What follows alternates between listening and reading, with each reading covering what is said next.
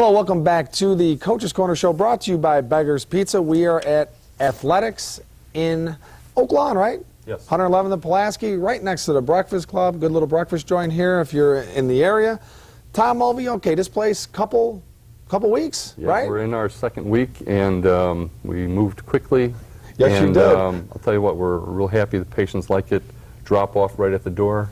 Provide all the services that we've always provided. Aquatic therapy, we have work conditioning, work hardening, all orthopedic, neurologic therapies, and sports-specific conditioning is also kind of a little thing that we like to do on the side because we really want, as you do, really want to get these kids, help them prevent injury and let them really compete for a good, at least high school, maybe college career. Absolutely. All right, folks, and Matt Mitchell was one of your patients. Matt's my boy, He was on a show, and Matt Mitchell chased down my script. The wind took one of my pages from my script, and it took it about a mile into the St. Rita's parking lot and about a half a mile in the air, and Matt Mitchell chased that thing down for me. It was impressive, wasn't it, Gerard? It was unbelievable. So I'm always indebted to him. He's a great kid. He is a great kid. Smart kid, too, and a heck of a football player. So, all right. Let's talk about jaw pain in athletes, Tom. I mean, people think jaw pain, they're going to think hockey injury, potentially football injury, Sure. but talk about jaw pain in athletes. Any sport in which there is contact of any kind, it can result in jaw pain. It's much more common than we give it credit for. And the interesting thing is that these kids compete with it because it doesn't limit competition. I mean, they'll play with jaw pain. And you know, they have it, and we want to, again, educate the parents as to what you do about it. So what we brought for you is just here's a skull. And just to give you an idea of some of the structures here, this is the temporal bone is important because around this area, obviously it's connecting the jaw itself to the rest of the skull. But through this area, there are blood supplies, there are neurologic nerve supply, and this is why pain around that area is so common. We have the zygomatic arch here.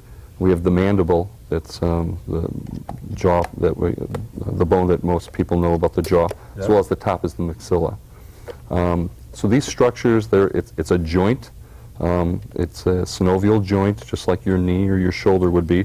It has a capsule, ligaments, muscles that are around the area. So it's an important joint, and we want to talk a little bit about what types of pain that you experience there. Yep. Tell me the purpose of a mouth guard or a mouthpiece. Sure. You know what? Other than getting your teeth knocked down and keep them safe. You know what, and there are several different ones, and we brought some of them here for you. The idea behind this is to provide some protective element to the bone that's in the mouth, either teeth or the bony structures, the gum, and the other soft tissue on the inside. So that was the initial real reason for having it. Then what they also realized was that it provided some protection of compressive forces, so between teeth. Okay. So not only does the guard protect you, hopefully, from getting a tooth that could be knocked out, it also protects you from the trauma of bringing teeth together, tooth to tooth. Then what they found out is that it also provides some elastic cushion to the trauma that's transferred from the jaw into the head itself. So some concussionary protection also is evident there. Problem is that when you have these types of structures in the mouth, the actual articulation of the jaw changes. And that's an issue that we really want to also mention. These are just kind of generic mouth guards. It's important that people that in which that may be playing football or playing contact type activities, even soccer, hockey, they might want to consider a custom-made mouth guard that can actually form to provide a better articulation of the joint. Okay. Didn't people think at one time that if you wore a mouth guard, it would help you perform better? Yes, and they felt that those people, there actually was a study done, they felt that they would be stronger. It's not as far-fetched as you think. It's not true. But what it does provide is it allows the athlete to be a little more confident. Think about it. Oh, yeah. If I've got something protecting my teeth, or I think it's protecting my teeth, I might want to charge in there a little more aggressively than that person that doesn't have it. Absolutely. That makes perfect sense. What is the most important muscle in the functioning of the jaw? Masseter. I mean, this muscle is, they estimate 55 pounds of force. It's the largest muscle per size of the joint in the body. 55 pounds of force on the incisors in the front of the teeth, up to 200 pounds of force on the molars. Wow. And so it also stabilizes the joint itself. And, but most importantly, this is the muscle that when you have that real competitive kid, that intense student, that kid that has all the stresses in the world placed upon him, this is that muscle that really causes the grinding that occurs in the joint.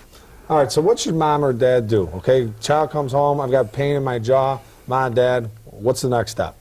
I would, a few things. Number one, again, pay attention to the child and listen to what they're describing. If it's consistent, you got to do something about it. Yep. Secondly is that, you know, you want to make sure you're taking any avenue you can to protect that joint mouth guard if you can. Third, eliminate gum chewing, eliminate biting big sandwiches at certain Crusty places. Sandwiches, anything right? that's Good big that Italian makes sandwich, them yawn. They can put their tongue up to the roof of their mouth. It limits the opening of the joint. And if the discomfort remains, it can be treated. There are very, very knowledgeable maxillofacial people. Anyone that wants to call us, we can help to direct them just to get it checked so that this doesn't end up being a prolonged problem. Physical therapy does play a role, especially working with that masseter. Yep. Working with neck. A lot of times there's neck pain that feeds into this, headaches. We can address those things. So there is a role. We just ask parents to, you know, really pay attention and get involved and help to ward off some of these problems. Exactly. All right, well, Tom, thank you very much. Been very informative as usual. Appreciate your time and Enjoy your support. Thanks, Pat. I appreciate it. All right, folks, we are going to go to a Labriola Bakery Cafe timeout. And let me tell you, sometimes you take a bite out of that baguette, it can get crusty, so you do have to be careful in terms of the jaw situation, or at least at the very least, you chip a tooth or something. All right, we come back, Coach of the Week, Players of the Week, textbook question, chance to win a $50 gift card. Stay tuned.